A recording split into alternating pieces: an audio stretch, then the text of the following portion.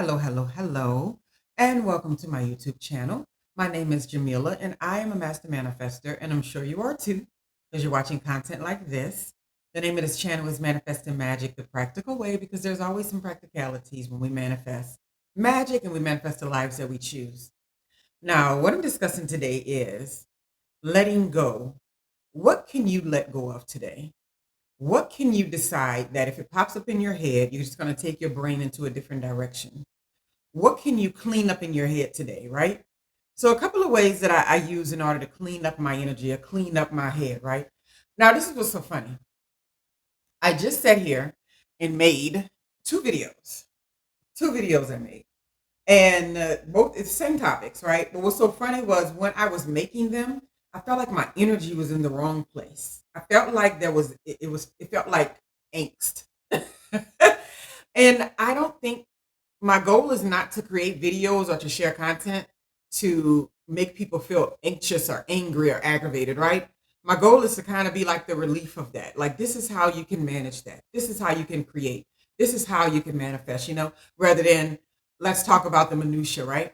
So I found myself, uh, I started going and the energy was just wrong. I said, okay, let's dial this back. So while I wanted to post those, I just purposely deleted them. But what I was discussing anyway was, what can you let go of today?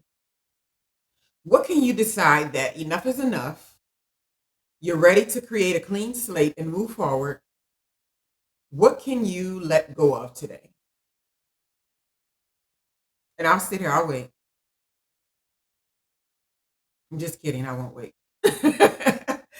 But I'm saying that because there's always something that we have going on in our brains that we are perceiving in a way that doesn't serve us, that we're perceiving it in a way that makes us angry or anxious or not in the right space in order to create and manifest positive things, right?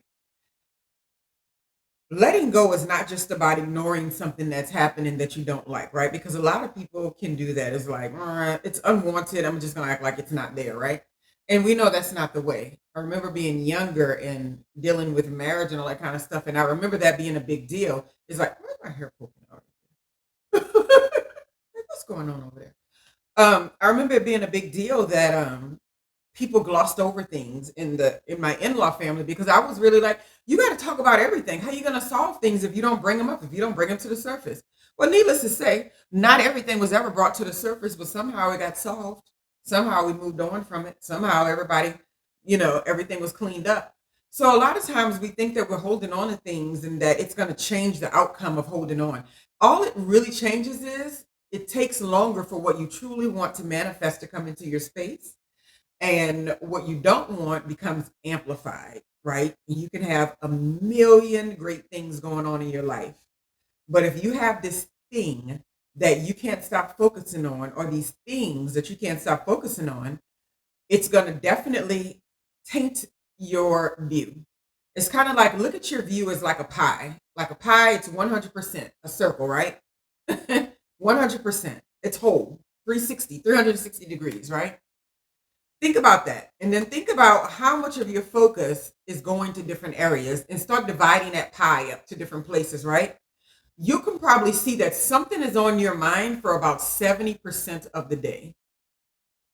If it's a negative thing or a positive, whatever it is, but something is taking up the most time in your mind and the most of your energy, right? So whatever that thing is, and whatever we decide, it because our focus is like a whole pie, right? It's not infinite. Our focus is not infinite, right? We are not the I am. We are not the end all be all. We are not the source. We are not the creator.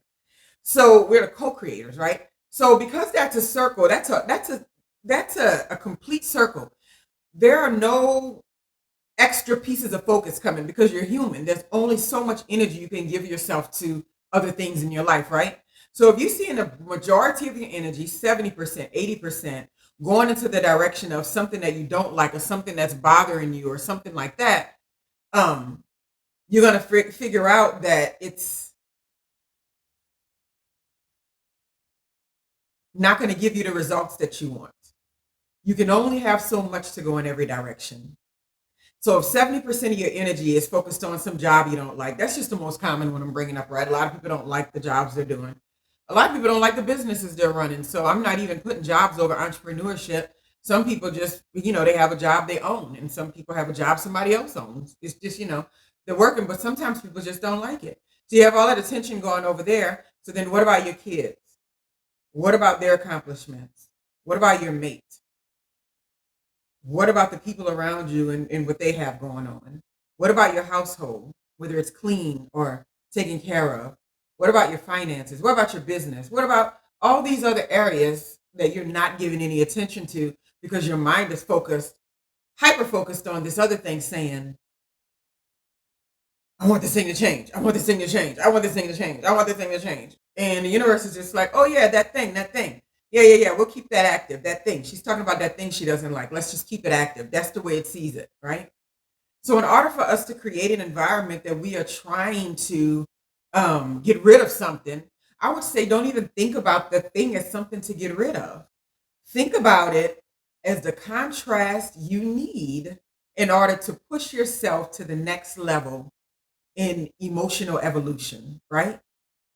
Because that's not really spiritual. You can tap into your spirituality at any time and realize I got a good life. I'm breathing, my heart's beating, I got food, clothes, I'm not in survival mode, I'm healthy, I got teeth, I got ears, I got hands, I got fingers, so many things. We can go on and on and on and on forever about all the things that we do have, right? That's your spiritual part you tap into. When we get to stuff that's more practical, like your emotions, that's not your spirituality, right? I was telling someone the other day that I have intuitive. I'm not special. Everybody's intuitive, but mine is not covered up very much by other things because I've been on my own path for a long time. So I'm not really caught up in the way other people see the world. I kind of make my own space.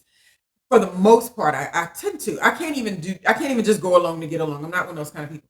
And so I kind of make my own authentic space everywhere I go. I make a little bubble for myself. And I was sitting there thinking about intuition, and we were talking about, getting my car fixed, right? So if anybody ever had like foreign vehicles or something, especially as they age, right? And I've been having mine for a while, and I just am not interested in buying another vehicle, but I know at some point she's gonna have to go. Because it's a vehicle, it's the truth, right? I mean, if you want to just keep it in work, I mean, you can keep doing that. But at some point, and so we're working on foreign vehicles, it gets tricky because everybody can't work on them, right? And so I went to this one shop, and the guy was like, "Okay, we can do this for $8,000." I was like, 8,000? Oof. Okay, whatever. If that's what the universe needs for me to do that right now, because I don't have the energy or desire to pick a new vehicle, I'm not interested.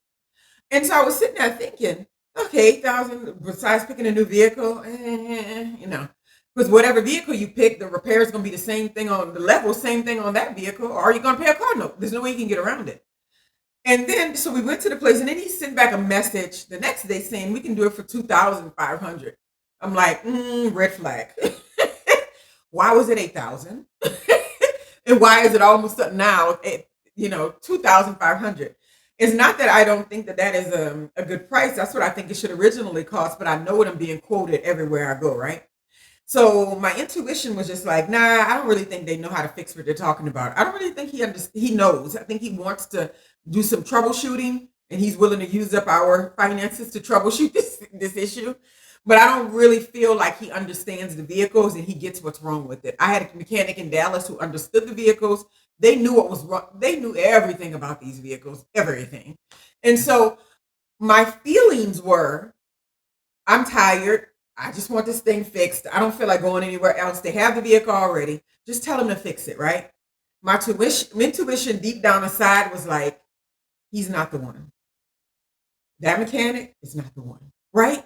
So you have to be able to separate your intuition from your emotion because they're very, very different places, right? Your intuition comes right from spirit. Your emotion comes right from your brain, right?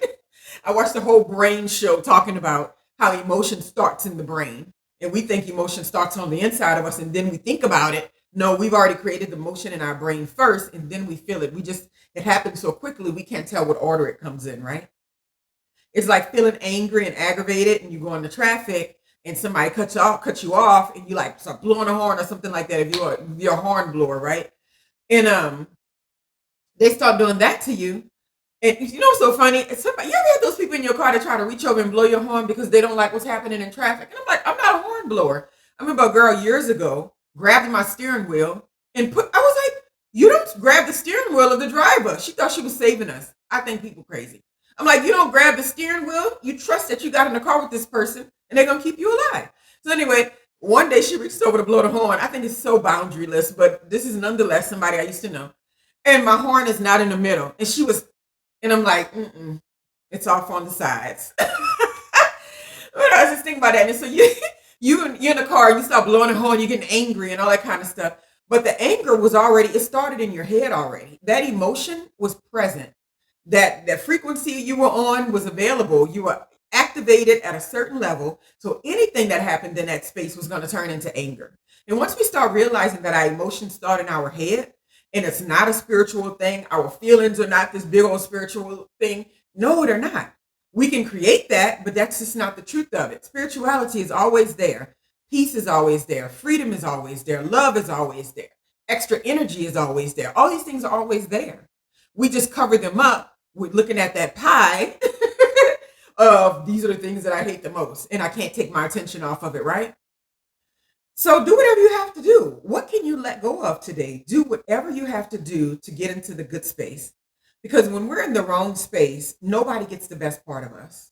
We don't create anything positive. We're not, um, sharing positive energy. When we go in places, people can feel the angst, they can feel the anxiety, they can feel the negativity. And you can think we're pulling it off and we're smiling at people, good morning, good morning. And it's just not even working. So whatever you have to tell yourself to let go of something, you're gonna have to figure it out, right? You got to figure it out. Otherwise, when you're hyper focused on something that you dislike or that you hate or that you don't want or something like that, all it's going to do is break down all of the other good stuff you have in your life because you can't seem to be able to focus on them. So that piece of that pie gets bigger and bigger and bigger. And then you look and it's got 90% of your pie on a daily basis. So 90% of my energy for the past week on a daily basis was going to this thing that I do not want and I can't stop thinking about, right? Anyway, what can you let go of today? Have a wonderful, wonderful day. This is so much better. I'm so happy I deleted the other video.